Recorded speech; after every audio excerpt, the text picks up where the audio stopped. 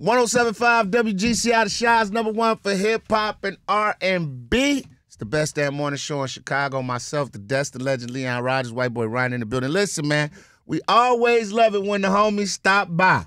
The whole Social Works crew is in the building, man. I'm so happy to see them, man. Chance the Rapper's here. Yeah. E, what's up, eBay? What's going on? Listen, it's always fun to see you guys, man, especially around this time of the year. Yeah. And I want to get right into it. Either one of you all can answer this question. Because a lot of people, you know, you guys been doing stuff for a while, but explain to people Social Works, the in-depth meaning, what it means to both of you all, especially you, Chance, because you started it. What does Social Works mean to y'all, and what is the overall goal of Social Works? That's a good question. Yeah, Social Works started 5 years ago. It's a nonprofit that's focused on the next generation. So, like, we do a lot of work with adults in terms of work with the homeless and transient population in Chicago. We do a lot of work with civic engagement. We're getting people involved in, political education. But mainly all of that stuff and all the other work that we do is geared towards the youth of Chicago. So, you know, we did the stuff with CPS a few years ago, which is still going on to this day. We've raised over almost $6 million for CPS. We have our open mic program that happens monthly where we have kids, like after school program for kids to come and, do poetry or comedy or dance or whatever.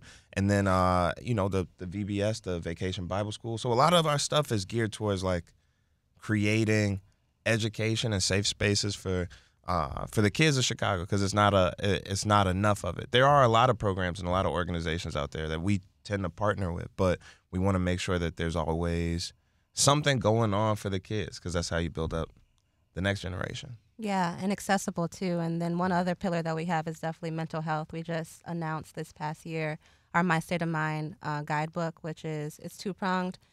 We actually was able to donate $600,000 back into the mental health community here.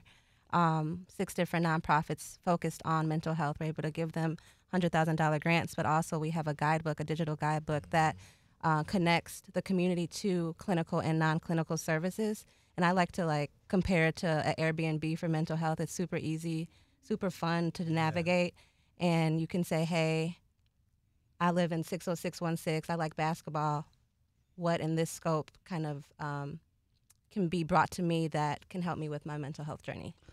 What are some of the challenges that you guys face? Because, I know it's positive and doing things, but sometimes as being the coordinators and being out front face of, what are some of the challenges that you guys face that you wish more people could help you with? Money. No, straight up. No, because it's like, Period. No, look, they keep looking at you going, it was the inflection of the money. Because we can definitely. But here's the thing: it's like you have these great moments of success where it's like, oh, we got 60 schools that we've built arts labs in or science labs in, or we got this huge night at the museum event coming up on tomorrow, and people see that and they're like, Social Works got it. Like, we really don't got it. Right. So, we could always use help with donations on our website on socialworksshy.org, and also volunteer corps. That's our biggest. We have a huge volunteer corps, but then also people see that and they're like, oh, they got enough people volunteering. Yeah. Right. And the truth is, we're always looking for people to come and help us, you know what I'm saying, put on these events, because we really could not do it. The Social Works team is literally me, my dad, Reese, Essence, Justin, and then maybe a team of 4 employees that are actual, or 2 with Carlos. Yeah, I mean, we have interns. Okay, so we have a couple of interns, but in terms of when you see an event go down for Social Works and you see all these people working on it, tomorrow you'll see hundreds of workers. Those are all volunteers. Those are all people that, at some point got on the website and just typed in their email, and then they got a series of emails and they chose one event to come help out at. Yeah. So just please put your email address in the Social Works website, and we'll let you know when we have events coming up. We got stuff basically every week. That's pretty dope. Now, one thing that I'm excited to hear about, because I've never been, I want to know about Night at the Museum. Tell me about that, because I keep a dress. Yeah. in the closet. Oh yeah. Yeah. You could bring the dress. Right, yeah. It's very casual. Yeah, it is. It is. It's lit. It's a lituation. It is a lituation. Yeah. Someone asked me the other days at a gala, like, how do I dress? I'm like, wow, Yeah, let's get it. it's like, But that's how I'll tell big. people, yeah. But that's literally how over the years we've watched. That's literally how big it has gotten. And then of course, let's be honest. You know, black folks be like, they got it at the museum. Right. I'm like, because I heard night museum. I gotta go get some off the cleaners, man. Let's run over here to dress to impress. People start talking different when they I heard come. We night at the encourage it, museum. though. I'm like, red carpet. This gonna require a good girdle. We were just saying yesterday, it's so hard to Yeah. describe Night at the Museum because it's so many different things in one.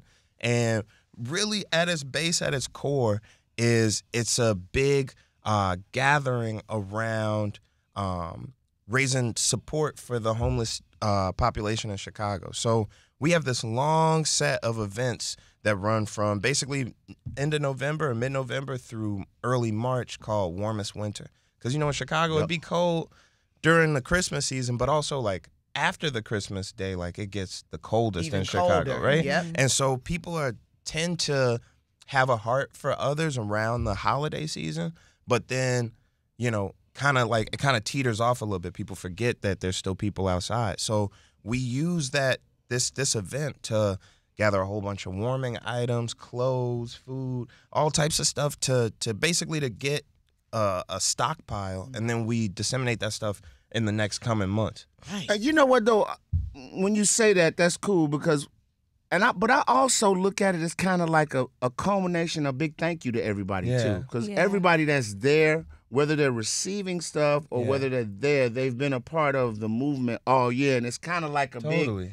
Everybody in the building, let's have a good time, and at the same time, we're doing something great. That's why I'm saying it's like that's it. That's the base of it, is like to gather warming items and stuff. But like the blanket, like the cherry on top, what you see when you get there is a great family experience, right? So the museum is closed to just us, to about. Typically, it's like 6,000 people, and you go through the museum. All the exhibits are open. There's new vendors and new activations, organizations that come out. The Jesse White tumblers be up there. Like we be having local Chicago food spots in there. There's a stage. There's performances. It's like legendary people, and there's always people that come and make surprise visits.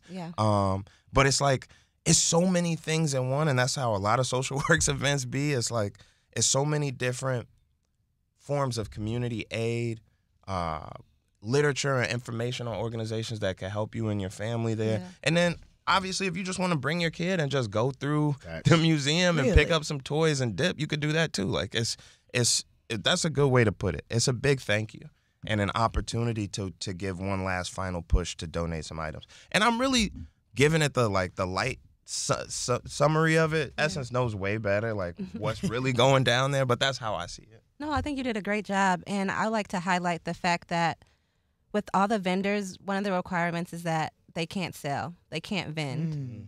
So everything that you all see, 50+ vendors, they know the requirement is to give it away. So all the toys you see, we have braiding activations where little girls can get their hair braided. Wow. We have face painting and balloon making and pictures with Santa. No extra cost throughout the museum at all. So that's something that we really pride ourselves on. And although we ask, it's a low ticket cost. All the exhibits are open. All the experiences that if you come to MSI on a regular day, you would have to pay, an upcharge on. We give it to you for free as well. But we just ask for you all to bring a donation for us to then later give back to those that are experiencing homelessness here in the city and surrounding suburbs and cities. So That's amazing. Yeah, it absolutely is. It's off the chain. So how, like, if people want to, do you guys have a select group of vendors that you choose from, or can people submit to be a part of this? And what's the deadline for it? So, like, if they missed it this year, what would be the deadline for it next year? Or can they still say, hey, I got a little booth, I do pineapple fruit cups. You know what I'm saying? I want to give away some pineapple fruit cups.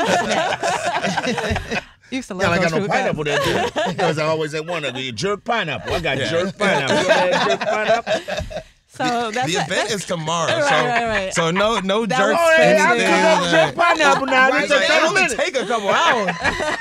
No, the event is tomorrow. Put it in that smoker. That's a really good question, though. We've never gotten asked that, Leon. Yes, event is tomorrow. No more vendors. Cut them off a couple weeks ago.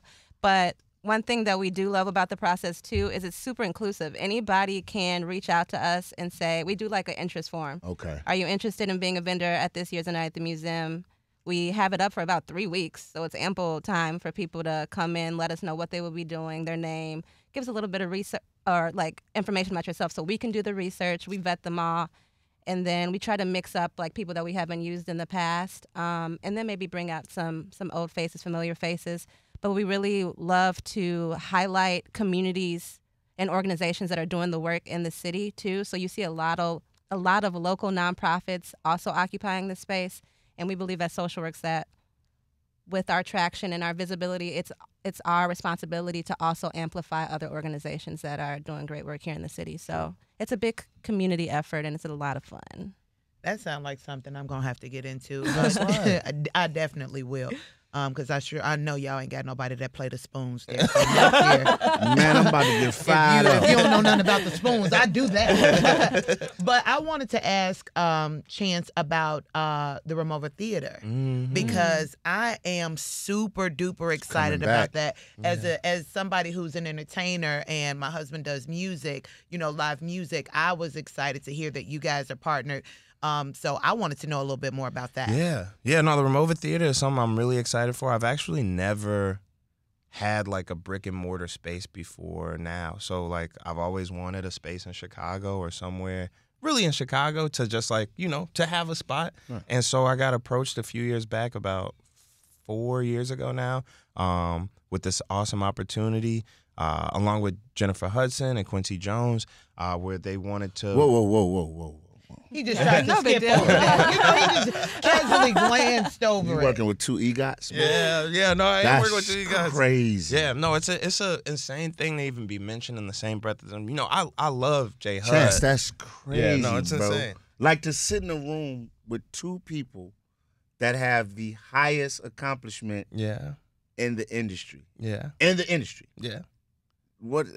I get back to the thing, but what does that feel like? It's being surrounded by two giants. You know what I'm saying? Like I never ever like failed to give J Hud her flowers, man, because she's like Jennifer Hudson is the truth, yo. Like she's the definition of a person that would not waste an opportunity. Like her show is amazing now. She's got her talk show now, but like. When Dreamgirls came out, I remember being at the 87th Chatham Theater, and we all stood up and gave her a standing ovation at the end of the movie, like it was a play. You know what I mean? Because she really like took every opportunity that she got and show who she really was, and I love her for that. And then Quincy Jones is. It's Quincy Jones. You know what I'm saying? I don't gotta say that much about him. I forget sometimes that he's from the rack. He's from Chicago. Yeah, all day. Because of the world renown, because of how many people and how many music movements that he was, and then also TV shows. He invented the Fresh Prince. Like Quincy Jones is Quincy Jones. And you know what I'm saying? So like to be considered by them, to be able to work with them. I remember Quincy Jones was there the night that I won the Grammy. Like, he was just sitting down and was telling me stories about, like, how he got cut on his eye in the rack, like how he used to be running around in Chicago and getting into stuff. And just, like, to be able to work with him on a project is crazy. But I think the real deep, dope part about it, and I'm going to speak on it, I might as well say it, is, like, Bridgeport is historically a racist place. You know what I'm saying? Like, and it ain't a lot of black businesses there. Ain't a lot of businesses that are owned and operated by people of color. And so to be able to put an opportunity for an entertainment space for a 1,700 person music and comedy venue with its own beer brewery and restaurants and space for community activations. Like, we're trying to figure out how to allow people to come in with their organizations and organize and meet and have community meetings in there. It's like it's a very radical thing to be attached to and to be able to work on, and I love the fact that my voice is valued, because it's not just me and it's not just Quincy Jones and Jennifer Hudson. There's a bunch of people that's working on it, but I do feel like when I come in and say, Man. we ain't doing this. Like, it's like, okay, okay, you're right, Chance, we ain't doing this. You ever just go into the meeting and be like, you know what, we scrapping all of this. That's I'm hilarious. just playing. I'm just playing. No, kick no. in the door. Yeah, And just, it's like, hey man, we ain't doing none of this. throw away all the papers. Right. We're starting from Coffee, scratch. you, now. Yeah, I'm gonna need one of them earpieces. Yeah, I'm gonna need that. So, let's talk about music. Yeah. Right, because we can't have Chance in here without talking about the bars. Yeah. Anything coming up, man? Anything we should be on the lookout for? And I still want you to do the Alter Ego album. You got Nice Chance with Y'all Know and all Evil that, Chance? and then do Evil Drill Chance. Okay. That'll go crazy, bro. It's so funny. I have so many evil drill bar songs. I'm telling you. But if they just gonna stay in the stash, Come it's like, on, do man. we need more? There's so much. There's Put so it out much. under Alter Ego, like nobody has to know it's Chance. Really? They're like, man, you heard this new dude, Charles? Yeah. You heard He's Question? a bad guy. Man, he is nuts with it. No, I think like my process like has always been the same throughout like all the projects that I've created, where I make a bunch of songs and then I chill for a second, and then I make a bunch of new songs and I chill for a second. Then I start meeting up with producers who start bringing those older tracks to life, and I create them. Yeah. So like now I'm in that space. So I spent the last like couple of months really in the studio, really creating, really working with dope producers and artists. And so like a couple months ago I had Wayne in Chicago. A couple weeks ago I was with the legendary Nile Rodgers. He was bringing some stuff to life. Yeah. And then just last week or the week before last, I went down to Orlando and was working with Darkchild. And with this project, like, I love how you brought up the bars. Like, that's just something that I got. Like, I'm very good at putting words together.